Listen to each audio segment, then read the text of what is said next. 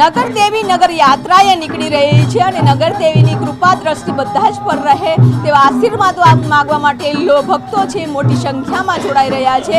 આપણી સાથે છે દ્રષ્ટિઓ વાત કરીશું।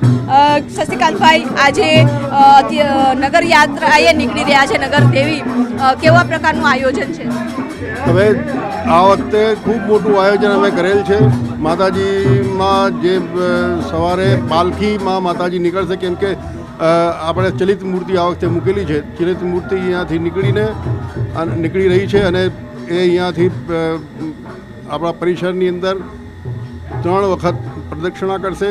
પછી માતાજીની મૂર્તિને અમે રથ પર મૂકીશું અને પધરાવીશું અને પછી આ રથ પહેંદ વિધિ થશે અને પછી યાત્રા આગળ નીકળશે। યાત્રાના રૂટ પર પણ કેવા પ્રકારનું આયોજન છે તે કરવામાં આવ્યું છે?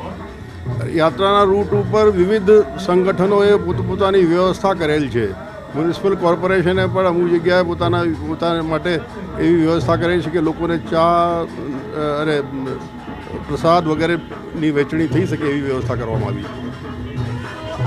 રૂટ ઉપર છે તેની વ્યવસ્થા છે તે કરવામાં આવી છે। કેટલા વર્ષો બાદ આ બીજી વખત નગર યાત્રા નીકળી રહી છે, કેટલો ઉત્સાહ છે અને કેવું આયોજન?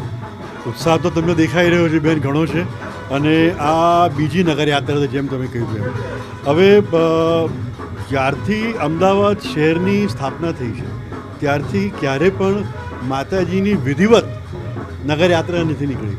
વચ્ચે કંઈક નાના મોટા પ્રસંગો ઉપર કંઈક પાલકીની યાત્રા અહીંને અહીં જ ભદ્રમાં થઈ હોય 1932-36માં અને એવી રીતે, પણ એક શું કહેવાય એક પ્રસંગ તરીકે નગર યાત્રા આ બીજી નગર યાત્રા છે મા ભદ્રકાળીની।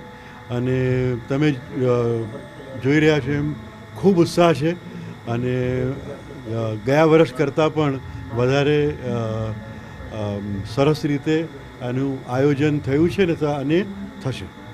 તો અત્યારે આજે વર્ષો પછી કે ગયા વર્ષથી શરૂઆત કરવામાં આવી હતી આ બીજી નગર યાત્રા છે અને તેનો ઉત્સાહ પણ લોકોમાં ખાસ છે, કારણ કે નગર દેવી છે અને આ નગર દેવીના દર્શન કરવા માટે પણ મોટી સંખ્યામાં ભક્તો જોડાઈ રહ્યા છે। કેમેરામેન પ્રકાશ દેસાઈ સાથે વિભુ પટેલ, ન્યૂઝ 18 ગુજરાતી, અમદાવાદ।